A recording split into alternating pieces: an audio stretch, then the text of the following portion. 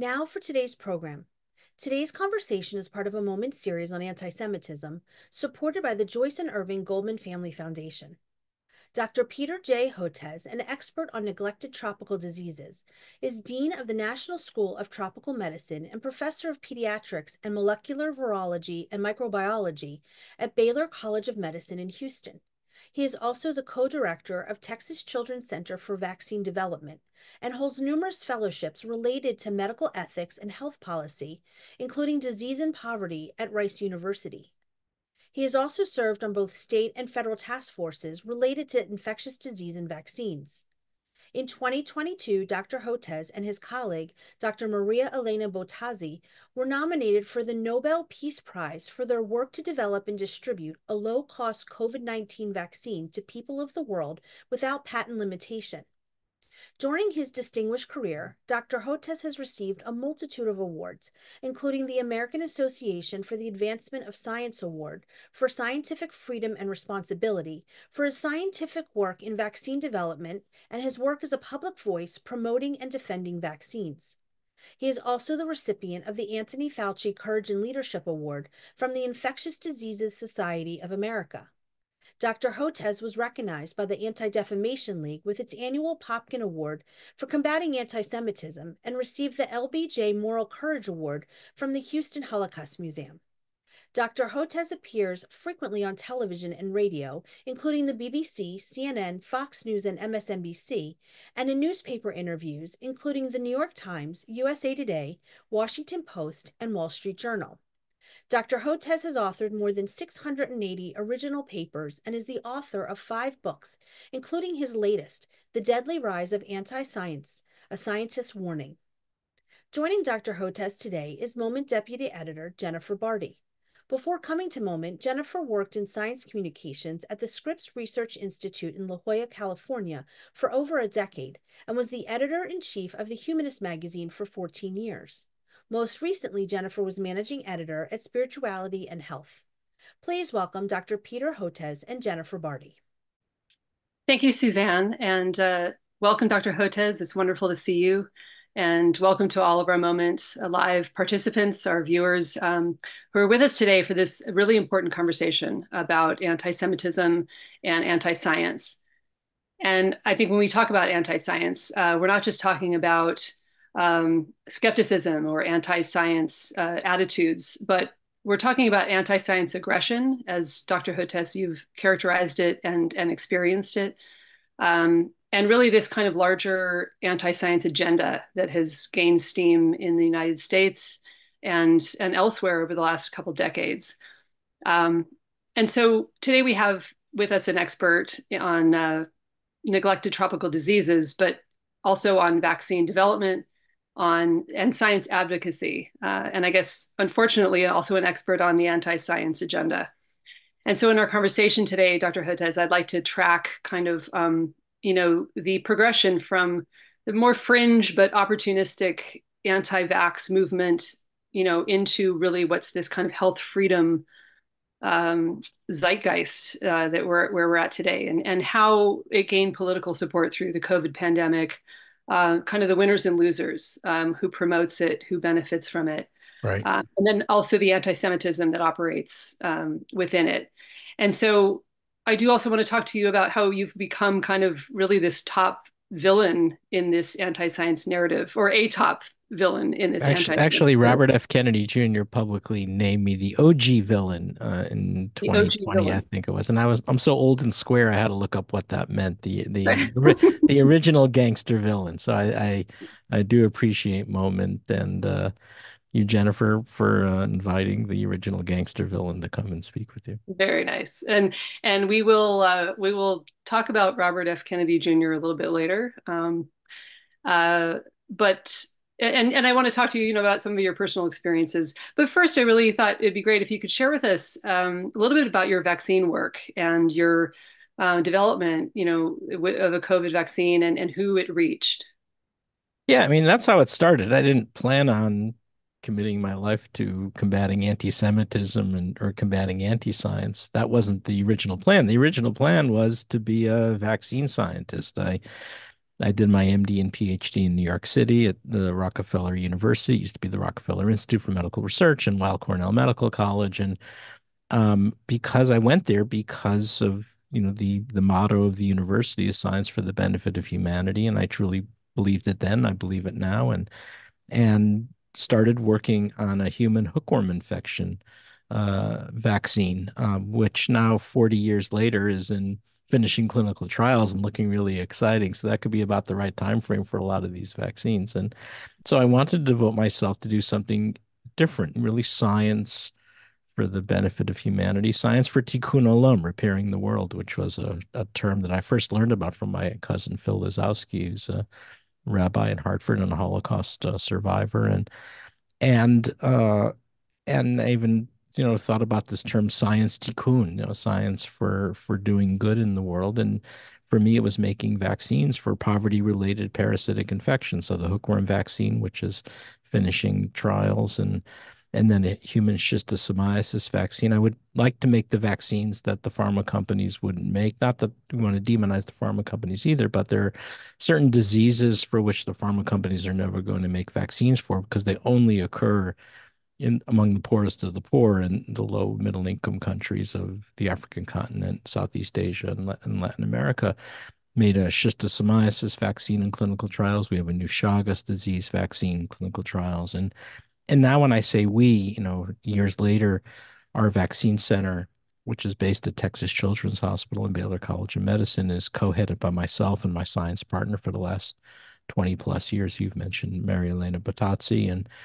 And then around 13 years ago or so, we started developing coronavirus vaccines because nobody cared about coronavirus vaccines then.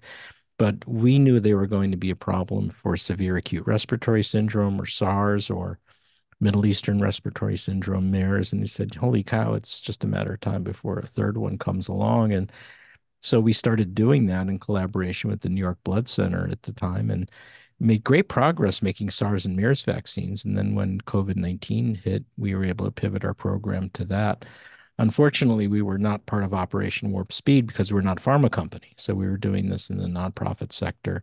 Mm-hmm. But we were able to raise enough philanthropy to go ahead and do this and made two low-cost COVID vaccine technologies that we provided without patent minimizing strings attached to three countries, actually, India, Indonesia, and Bangladesh. And India went the furthest. Their big vaccine producer, they're known as Biological E, based in Hyderabad, made it, and then we transferred the ownership too. We don't try to hang on to it. It's called Corbivax, and in Indonesia, Indovac, which actually became the first halal COVID vaccine, which was really kind of interesting because we use a vegan process. There's no animal cells or human cells, and so that was really meaningful to be able to make that contribution. And 100 million doses were administered of Corbivax and Indovac in India and Indonesia. And recently, just a bit late to the party, but it finally got approved by the World Health Organization after the vaccines had already gone into 100 million arms. But it was really meaningful to make that difference and to contribute to the COVID pandemic. So the point is that was always the aspirational goal to make vaccines for the world and especially for global health and combating anti-science and anti-Semitism came along later when through my getting attacked and particularly in the anti-science space. I have four adult kids including Rachel, who has autism and intellectual disabilities. And a few years ago, I wrote a book about it called Vaccines Did Not Cause Rachel's Autism because vaccine rates were declining because of these false assertions that vaccines cause autism. So I wrote the book Vaccines Did Not Cause Rachel's Autism. And that's what started making me a target from anti-vaccine groups. And I've been off to the races since. Well, and I did want to ask you about your work with that COVID vaccine because of course we'll get into this too, but you have been accused of being a shill, for big pharma, and I think it's really important to tell the story of Yeah, that's always there. I'd So like to say amuses me, but it's depressing also, right? I mean, they can't think of anything else to throw at me, so they call me a shill for the pharma companies, and I must be secretly taking money from Pfizer and Moderna. We don't take any money from pharma companies, and I haven't taken money from pharma companies. In fact, we're doing the opposite. We found a way to bypass the pharma companies and to provide an alternate model to make vaccines outside the pharma sector. And again, it's not to demonize them. The pharma companies do what they do, but we think there are other ways to do this. And so if anything, those who are accusing me of being a pharma shill should be excited about what we're doing. And I think this is what goes to show you what the anti-vaccine lobby is all about. And it's now more or less coming from far-right extremism, and it's to stoke the faux outrage machine and to create monsters, to create demons. And even though I don't fit perfectly in their narrative because I'm making low-cost vaccines for the world outside the pharma companies, that's just an inconvenient truth for them. So they just want to make up stuff. Well, so, your book that came out last year is called The Deadly Rise of Antiscience. And the subtitle is The Scientist Warning. And I want to hear about what that warning is later on. But I think the book, was published by Johns Hopkins University Press last year. You really do a great job of tracing this kind of evolution, and it just gets sort of more and more politically connected and more forceful. So give us an idea of kind of how that evolved from just the sort of fringe anti-vax crowd to what it is today. Well, it started as around phony assertions that vaccines cause autism, and that came out of a paper that was published, that was ultimately retracted, but published in The Lancet, an important medical journal in the UK in 1998, claiming that the measles, mumps, rubella vaccine, which is a live virus vaccine, could replicate in the colon gut of kids, and somehow that led to pervasive developmental disorder, what we now call autism. And it turned out that paper was not true. There were huge problems with the methodology, and also there were monies being taken and all sorts of things. And so bottom line, it wasn't true. And on top of that, there were large studies to show that kids who got the MMR were no more likely to get autism than kids who didn't get the MMR. So that should have killed it. But over time, you started to see anti-vaccine groups evolve or devolve because they were starting to monetize the internet. They were selling phony autism cures or nutritional supplements that nobody needed, or they were putting up books on Amazon. If you go to Amazon.com right now and type in the word vaccinations, it's almost all anti-vaccine conspiracy books. And so people were making money, and that was bad enough. And then, I think because of some of the work I was doing and my colleagues were doing, showing, that it was impossible that there were any links between vaccines and autism, what autism is, how it begins in early fetal brain development through the action of autism genes. We wound up doing whole exome genomic sequencing, and Rachel and my wife Ann and I, we found Rachel's autism gene, which is a neuronal cytoskeleton gene, like many of the autism genes. And there's even now been artificial brain organoids in labs to show that neurons that have those genes don't migrate appropriately. So a very coherent narrative. That took some of the wind out of their sails, and they needed a new thing. And the new thing that they found was around this propaganda around health freedom, medical freedom. You can't tell us what to do. And that happened after 2014, 2015. There was a big measles epidemic in Southern California, in Orange County. The California legislature responded by shutting down vaccine exemptions. And they said, look, from now on, if you want to send your kids to school, they have to be vaccinated. And I supported that. And it stopped the measles problem, but it created this backlash around health freedom, medical freedom, and it began amplifying in all places where I am in Texas, where they started creating these PACs, political action committees from the far right that were funding anti-vaccine lobbying groups. And so this is when it became a political enterprise, mostly linked to the far right, at that time called the Republican Tea Party. And here again, I was in Texas, and I came to Texas to up my game for the science. I'm part of this amazing Texas Medical Center. We do everything big in Texas. It's the world's first medical city of 100,000 employees and 60 institutions. And MD Anderson Cancer Center and Texas Children's Hospital, where I'm at, and Baylor College of Medicine. It's an extraordinary place to do science. But we also have the other extreme, which is, a lot of political extremism on the far right. And so you started to see these PACs forming that were lobbying against vaccines. And again, I was speaking out quite a bit. I even had some attacks from members of the Texas legislature, who, of course, had to call me pharmacill, which was, just total nonsense.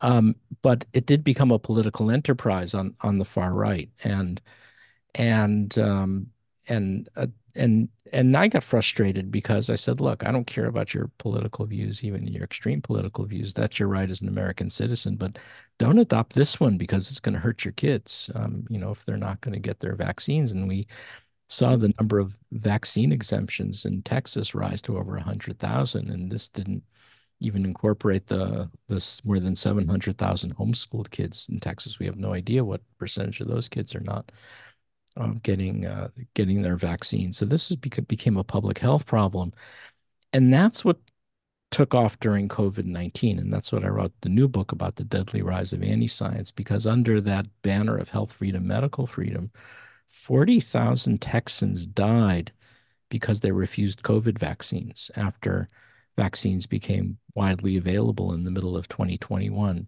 Right as the Delta wave in the last half of 2021 and the BA1 Omicron wave was hitting in the first part of 2022, 40,000 Texans needlessly lost their lives because they refused COVID vaccines, especially in the more conservative areas like East Texas, Central Texas, the Panhandle. So when you go to those places, people you talk to, almost a lot of people you talk to have lost loved ones because they refused the COVID vaccine.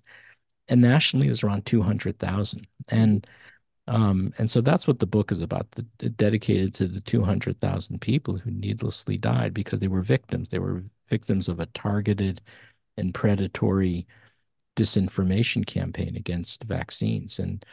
And this is an important point that, too often we call it misinformation or the infodemic, like it's just some random junk out there on the internet. And it's not. It's organized, it's deliberate, it's predatory.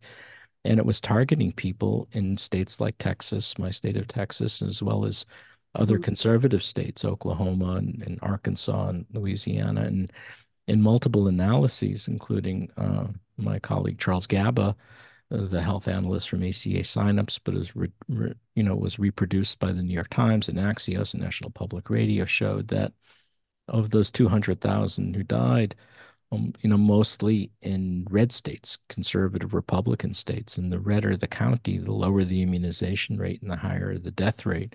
So much so that David Leonhardt, the New York Times, called it red COVID.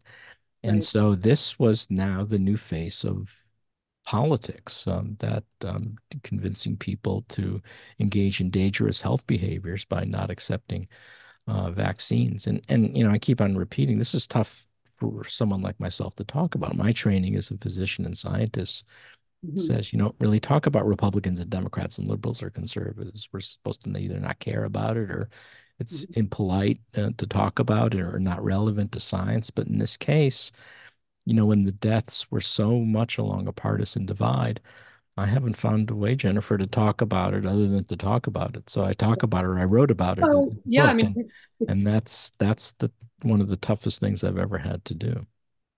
Yeah, in the preface to your book, you do talk about how tough it was, in part because of some of the personal experiences you had, and then this number, these 200,000, Americans, unvaccinated Americans who lost their lives, and I think that really comes across in the book. And of course, we want you to get back to your science too, but looking at this kind of, when people who are susceptible to conspiracy theories, you see them as sort of pawns in this greater scheme, and you have to ask who's benefiting, and really, I think what you're saying is there was a certain political advantage to convincing people that they were the elitist scientists were duping them into or taking away their freedom. Yeah. This was done for political exploitation, and again, this is tough to talk about because I'm not trained to really know about politics. I don't know any more about politics than anybody, right? I mean, I know what I see on the cable news channels, or turning on MSNBC or CNN or whatever. I'm not an expert in this, but it was so clear, right? I mean, it was started at the CPAC conference of conservatives in 2021. It was held in Dallas right before the Delta wave hit. They brought out all these anti-vaccine activists, and the rhetoric was, first they're going to vaccinate you, and then they're going to take away your guns and your Bibles. And as Mhm. ridiculous as that sounds to us, people in my state of Texas accepted it. And then the pylon came, and it came from members of the House Freedom Caucus. Marjorie Taylor Greene, representative from Georgia, called people like me medical brown shirts. And we'll get back to this because then that's when the comparisons between the Holocaust and Nazis and vaccines, revved up. It actually predates that, but that's when you started to hear it more. Or, Representative Jim Jordan from Ohio, with his anti-vaccine rhetoric, or Rand Paul. Senator Rand Paul from Kentucky did a lot of damage, and Senator Ron Johnson from Wisconsin holding these vaccine injury roundtables. And then what really sealed the deal and made it so disastrous was Fox News. And this was documented by two groups, by Media Matters, the watchdog group, as well as a research group out of the Federal University of Science and Technology in Switzerland, where Einstein studied, actually showing that the nighttime Fox News anchors at the time, Tucker Carlson, Sean Hannity, Laura Ingraham, filled their broadcast during that summer of 2021 as the Delta wave was ripping through the South with anti-vaccine content, falsely discrediting the effectiveness and safety of vaccines. And so if you were living in my state of Texas or Oklahoma or Arkansas, Louisiana, et cetera, you're turning on Fox News, watching Carlson and Laura Ingraham and Sean Hannity, and you went or listening to Joe Rogan podcast. Rogan at the time started inviting all of the prominent anti-vaccine activists. You went down that rabbit hole and you believed it, and you decided not to take a COVID vaccine, and you paid for it with your life. And how do we fix this now? Because it's continuing. We'll talk about how it's starting to get worse, and it's heartbreaking to it was heartbreaking to watch it as it was happening, and it's still shocking to me when I think about those numbers. Absolutely shocking. And I want to get into, I think you started to delve a little deeper into how anti-Semitism plays a role here. I mean, you had when we spoke in late December of 2022, and at that time you had talked about how you were this sort of three for one deal for these anti-vax antagonists because you were a vaccine scientist, and you had been working on coronavirus, and because you were Jewish. Um, and I so called it the trifecta because when I was a kid growing up in West Hartford, Connecticut, my grandfather, Morris Goldberg, aka Moishe Goldberg, used to like to go up to the Green Mountain racetrack in Vermont, and I'd go with him. And he taught me about the trifecta, voting, right. hitting on three horses to win, place, and show. And the trifecta, unfortunately, in this case, was one, a scientist, two, a vaccine scientist, three, a Jewish vaccine scientist. So I had three reasons to be attacked, and that was really interesting in a horrific way. Seeing not only being attacked as a vaccine scientist, but this was a situation that started to evolve during the pandemic, where I was put into this cabal of globalists, along with George Soros and Rochelle Walensky and somebody named Fink, who runs, I think, one of the big Wall Street firms. I forget what it is, BlackRock or something like that. And Uh-huh. and if you and Andy Slavitt, who's a friend who I know, where he got involved, became part of this alleged cabal of globalists that was, plotting this, and somehow, we were making it's all sort of convoluted. Some of it was. Yeah, let's go through some of these. I think it'd be interesting for people to hear really what are some of these conspiracy theories about COVID as it pertains to and the Jewish cabal. Yeah, it's either that, because Jewish scientists make vaccines. They wanted to profit from the vaccines, and they cite people like Albert Bourla, the chief executive officer of Pfizer, is Jewish, or me, and they say we're profiting off of vaccines. And so what we did was we invented the virus to profit off of vaccines. It's Mhm. absurd, right? And if anything, again, we made low cost patent free vaccines $2 to $3 a dose, but that doesn't seem to matter. So Right. so there was a lot of anti-Semitic rhetoric, and that was the overt stuff. But the subtle, more subtle stuff, it's not that subtle actually. What was also kind of interesting was it became an excuse to use Holocaust imagery. Mhm. So, for instance, they would say that I'm sorry, if I don't move around enough, the lights turn off. So I'm going to move around a bit. And there you go.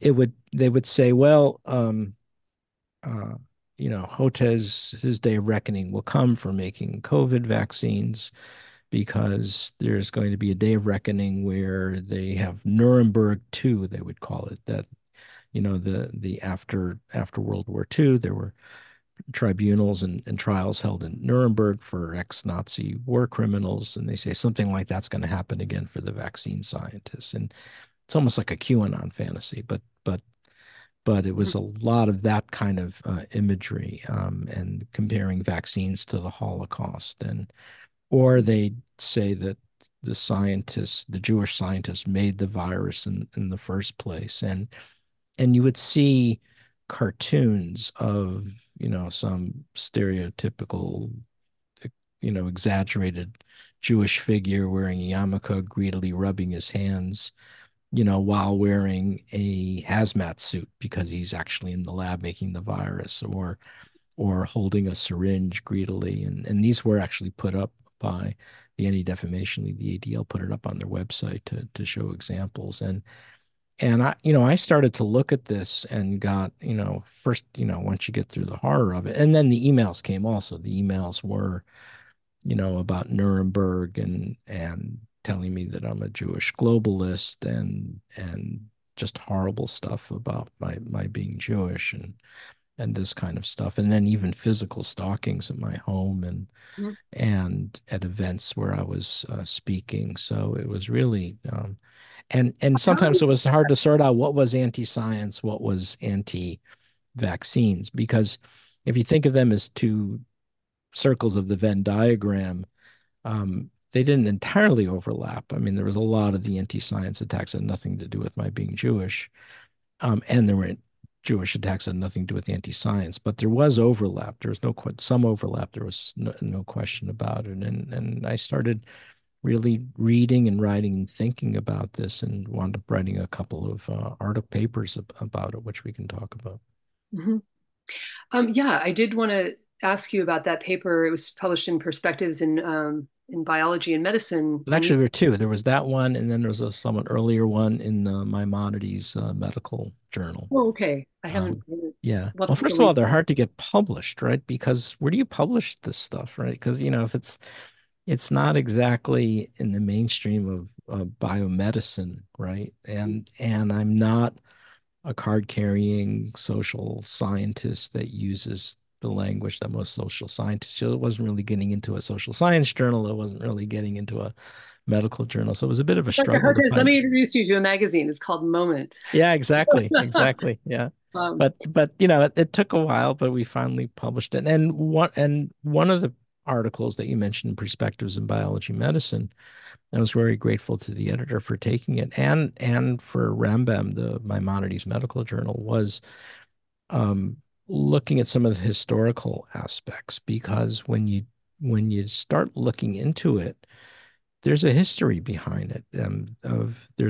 Unfortunately, there's this tragic history of blaming Jews for igniting pandemics and talking about something called Jewish science. So, for instance, in Weimar Germany in the 1920s and 1930s, Einstein's theory of relativity was called the Jewish fraud because it was very theoretical, and even in some cases it couldn't be immediately verified, right? Because they were so far-reaching. Eventually, the findings were through incredible astronomical observations, but there was, a lot of anti-Semitic people in Weimar Germany, pre-Nazi Germany, that were jealous of Einstein. So they said, this is Jewish fraud, and as opposed to more robust Aryan experimental physics, for instance. And this was true even there was even a German Nobel laureate in physics who was doing that. And Philip Ball actually wrote a whole book about uh, uh, Jewish Jewish about science under the Nazis, and it's a fantastic book, and in a horrible way, but it's a fantastic book about this. And then same with Freud. Freud also was considered that was Jewish science, working in Vienna, some kind of bizarre Jewish science or perverted and this kind of stuff. So that kind of rhetoric and attack was not unique. It was true during Stalin, during the doctor's show trial, and there were a lot of Jews who were targeted as scientists. So it became kind of part and parcel of totalitarian regimes to target both Jews and scientists at the same time, Jewish intellectuals, Jewish scientists. So that was a big part of it, and in some ways, in it was it it it was very meaningful for me because it tied a lot of things together that otherwise I couldn't quite understand. It was like, what the heck is going on here? I'm being targeted for making a life-saving vaccine and being targeted for being Jewish. And in fact, this is what was done. It's done for political control in authoritarian regimes or totalitarian regimes. You need to create enemies for people to rally around. And being part of the intelligentsia, Hannah Arendt, was pointed that out in The Origins of Totalitarianism, or my colleague Ruth Ben-Gat, who's a political science and history professor at NYU, writes a book called Strong Men, or Anne Applebaum writes about this. So there's this tradition of targeting intellectuals, particularly scientists, particularly Jewish scientists, in this way. And not that it made me feel better, but at least it helped me to understand. And I think that was really important. Madame Curie, Dr. Marie Curie, once says, um, "the now is not the time to fear. Now is not the time to fear, but to understand.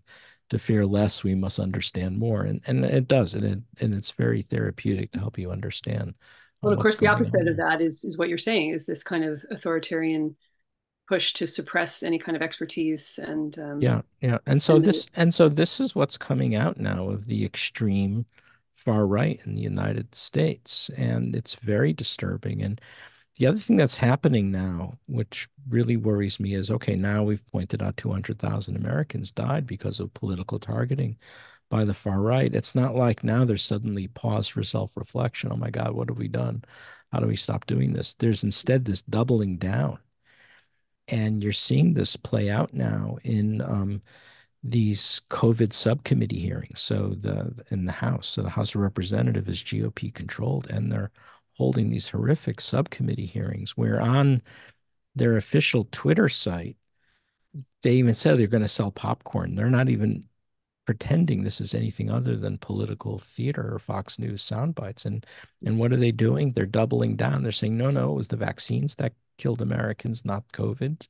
Absolute nonsense. And they're trying to make the case that the scientists made the virus. And despite massive amounts of evidence of the natural origins of COVID, totally debunking any kind of gain of function research involved. Even Lab Leak, the national security director, has come out very strongly and said this happened through um, zoonotic spillover, just like the original SARS did in 2002. That caused the original SARS. SARS-2 is going by the same playbook. All makes sense, but what we're seeing now is this attempt to drag prominent American scientists in front of C-SPAN cameras to attempt to humiliate them. Again, all for political gain, political exploitation, and control. And it's really disgusting. And how we respond to that is going to be really important. well, on that note, I did want to ask you about, I mean, because you do a lot of public speaking, and you've written these books and papers, and you're a real advocate, and you speak out. I think at a great personal risk, and we don't have all the time in the world to go into some of that, but I think the interview we did before, if people are interested, they can hear a little bit more about how you work with the ADL and how you do protect yourself.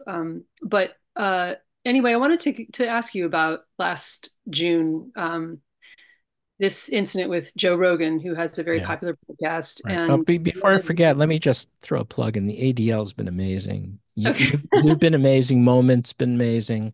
B'nai B'rith has been great. Some of the Jewish organizations have really been amazing supporters and have taught me a lot. And it's so important we have these institutions and organizations like Moment.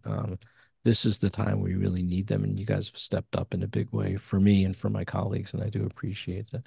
Yeah, I'll talk about Rogan and RFK. That was so. First of all, with RFK Jr., I have a history with him, and it started in 2017. I was in my I was headed back to my office, and my assistant said, "Hey, Dr. Hotez, I've got Anthony Fauci and Francis Collins on the phone. Can you talk to them?" It's like, yeah, I think so.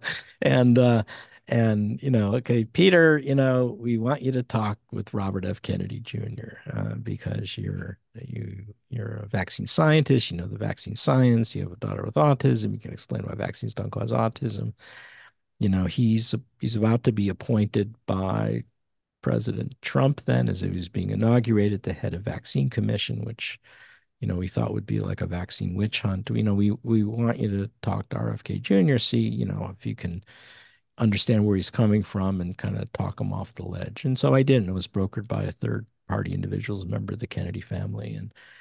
And we would do these long phone calls. Sometimes I would do them on walks with my wife and on cell and but they were pretty long calls, and he was just deeply dug in. He was not prepared to listen to any of the science behind it and the evidence. He had his fixed belief that vaccines cause autism. Although, if you tried to pin him down what it was, he was all over the map. It was MMR vaccine, it was thimerosal preservative, and vaccine or spacing vaccines too close together, alum, and then he would move to saying, well, it's the HPV vaccine that's doing this, or then he would say, well, these vaccines are causing chronic illness. And so, he's not a scientist, but he wasn't willing to listen to the science. So I eventually got pretty frustrated with it all. Then it reverted to emails, and then they eventually stopped. So I knew. So what happened was he was interviewed on Joe Rogan's podcast, and before then, during 2021, I had been emailing Joe Rogan because I'd gone on before a couple of times, and I was, and they were great. I had great interaction with Joe Rogan. In fact, I even went to see him at his comedy show in Houston. I introduced him to my son Dan. I thought we were even friends of sorts. But then when he just also went on this rabbit hole and started inviting all the anti-vaccine activists on, I was emailing him every couple of months saying, "Hey, Joe, have me on so I could tell the real story about why vaccine or COVID vaccines are safe." He didn't respond.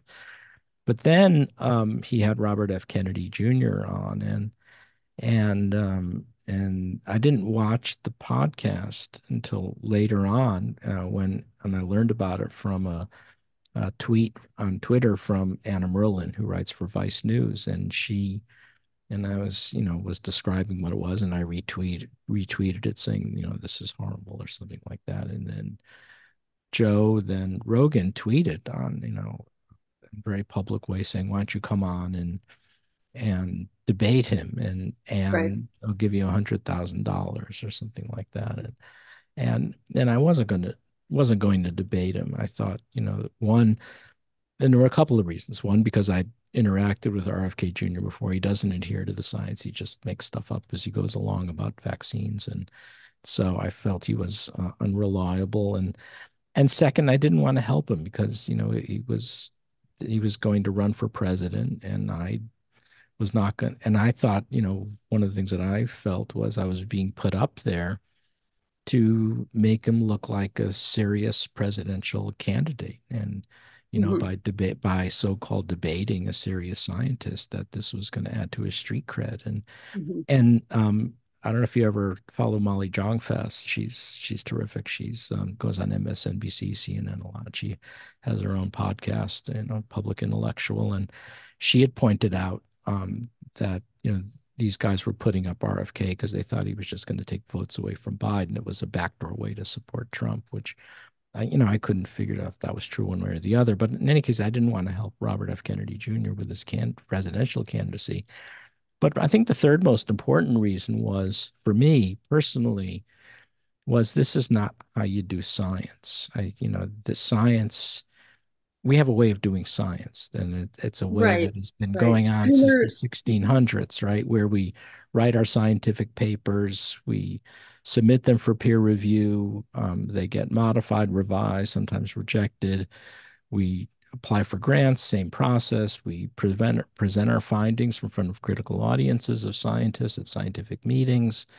It's a process that works. It's not something that one debates, especially with Mhm. a non-scientifically inclined Well, I individual. understand that, but I do think, that's a certain audience and as you said, I mean, maybe they wouldn't really hear anything you had to say, but it is an audience that I think could benefit from even something trickling in.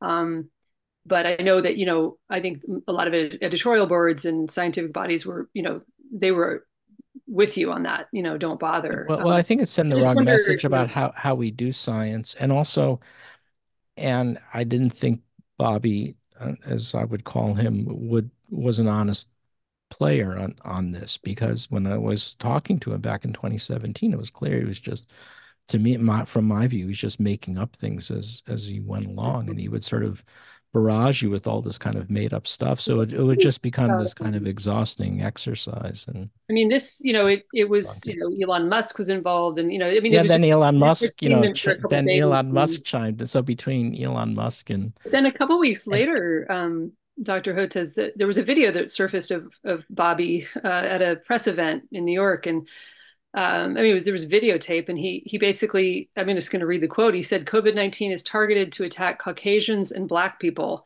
The people who are most immune are Ashkenazi Jews and Chinese. We don't know whether it was deliberately targeted or not." So it's this kind of trick where he says it was targeted, but I'm going to say this inflammatory thing, but then I'm going to say, oh, we don't really know. Um, and I wanted to ask you about that. If you felt, I mean, there was backlash certainly, but I mean, do you think the anti-Semitism was appropriately addressed there? well, I don't know anybody who addressed the anti-Semitism directly, but when I saw that, it was like reason number 642 not to engage him in a public debate, because this is the kind of nonsense he was going to put out there. And so no, I didn't want to be part of that, or endorse it in any way. And I think most people who think about things were very supportive. The New York Times was supportive, and the LA Michael Hiltzik of the LA Times and others. The only one who um, that I respect, that felt strongly that I should debate him, was Ross Douthat of the New York Times, Mm-hmm. and that was before he came out with all the crazy stuff that you just mentioned, and so I'm guessing even he may have was probably changed his mind by then. I mean, Right, right, and right. there are limits Well, I'm to. sure you've been asked about it enough, so it's almost as if you did it, right? Um, so I do want But to, by the way, I would have been happy to go back on Joe Rogan, because he did so much damage, with his right, podcast. right. If we could fix that, that would be a useful service. But he hasn't We put it out there as we've an got option. about 5 more minutes before we're going to go to questions, and so I wanted to, well, I wanted to put this out there. The World Health Organization is reporting that between mid-December 2023 and mid-January 2024, so in a month, there were 11,000 COVID deaths worldwide, and more than half of those were in the United States. And so clearly, the vaccine hesitancy or refusal. I mean, these are problems that continue to exist. And so, in light of that, and in light of sort of where we're at with this anti-science agenda, which is it's political now. What is the essence of your warning, and how can our viewers today heed that warning?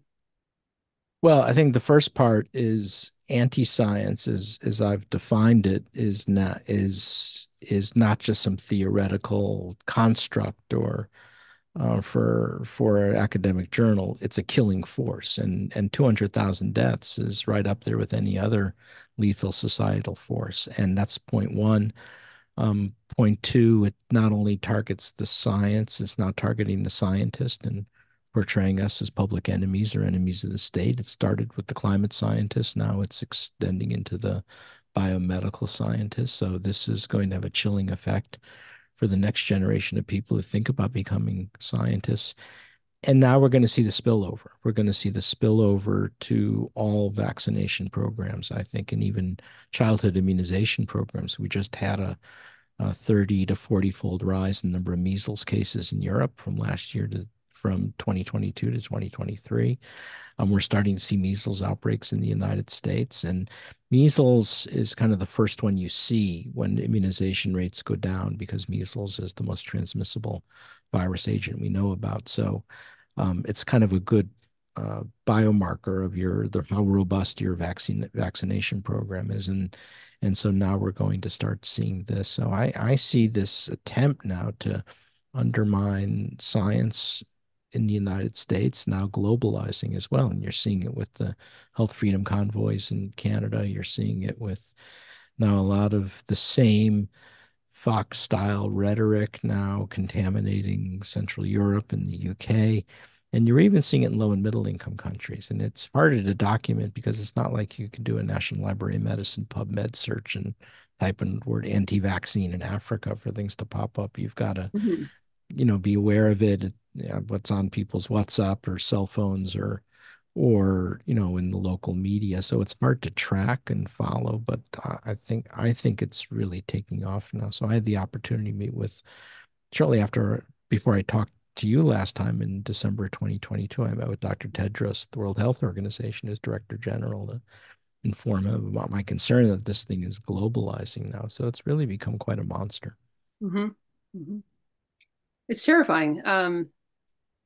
My final question is, you talk in your book at the end about the importance to decouple, um, to decouple anti-science and politics, but also decoupling anti-Semitism from anti-science in order to combat, I guess, both of these. And I'm just curious why that's necessary. I mean, how do you decouple them? But like, why decouple them in order to combat them?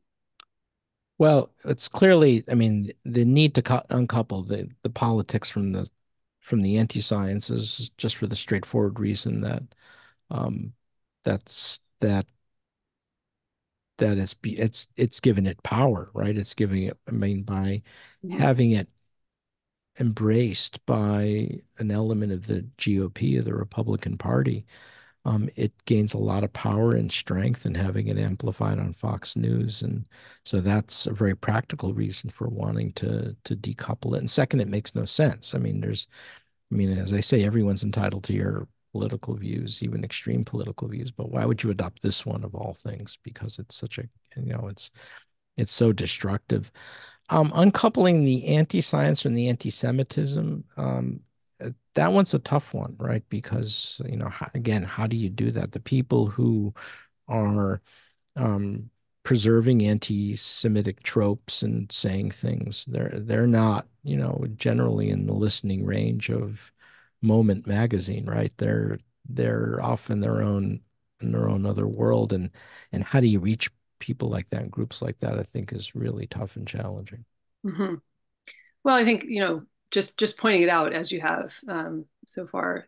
I mean, I think a lot of people just weren't necessarily aware of some of these ideas. Yeah, I mean, it's interesting in one of the papers I wrote, I can trace it back to the 1300s, right? During Right. during the Black Death, when a third of Europe was killed by the bubonic plague, in towns and villages that had large Jewish populations, they were often targeted.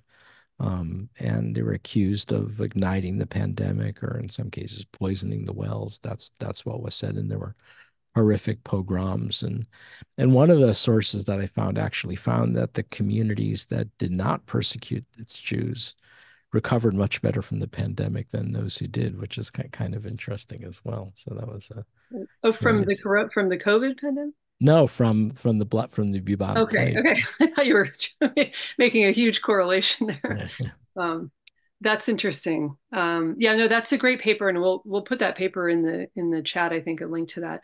Um, well, I guess we're going to pivot over to questions, but I did just briefly want to thank you so much. And I wanted to read a quick quote when, early days of the coronavirus pandemic, everybody wanted to get their hands on and reread Albert Camus' The Plague.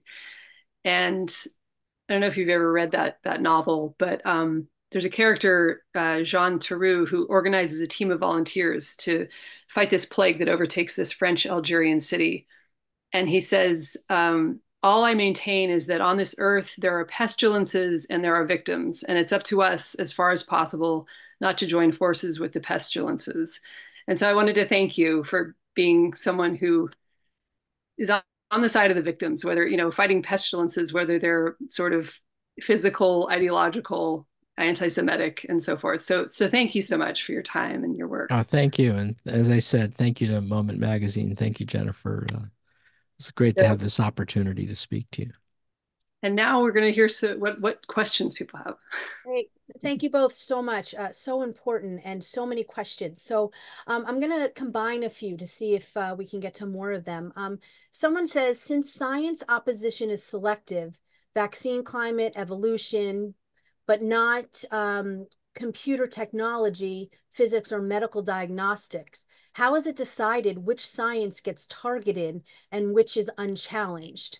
And then going along with that a little bit differently, why do you think people do not see the fact that whooping cough, polio, and other diseases have been successfully eliminated by vaccines, but continue to think that vaccines don't work?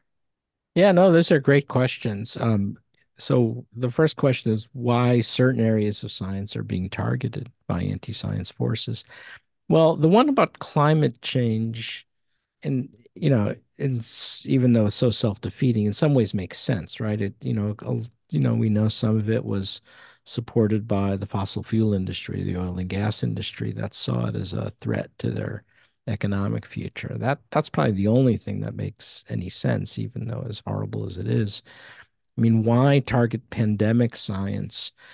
In some cases, if you remember when President Trump early on in the pandemic started talking about hydroxychloroquine, or hydroxy as he called it, the idea there was by convincing people that it was a preventative that would help help forestall any governor-led stay-at-home orders and keep the economy booming and going up to the 2020 presidential election. So that sort of made sense, but even though it was false health disinformation, I mean that's one of the things that was driving it. The anti-vaccine stuff is all about as a form of political control, and they latched on to that. And so then the question is, okay, doc, what's next? And what are they going to target next? And it's hard to know, but it's clear that science is going to continue to be targeted now by political groups for various reasons, whether they're economic or for purposes of political control. So I can't exactly tell you what's coming next, but I will say this newest twist where they're trying to blame the COVID vaccines. You heard this Florida Surgeon General Adapo give this ridiculous statement saying it's vaccines are causing turbo cancers, whatever a turbo cancer is. That's another made up term, and or blaming the scientists for starting the pandemic. That's going to be phase 3. So if you look at phase 1 around hydroxychloroquine, in 2020, phase 2 was blaming the vaccines in 2021. And now this kind of saying the scientists started the virus, that's going to be the newest flavor of the month. It's looking like to me. Thank you. You had mentioned measles have been on the rise. Somebody wants to know, is there a way to break through to parents who have been convinced of these conspiracy theories and get children the normal vaccines they've always had throughout childhood? How do we do that?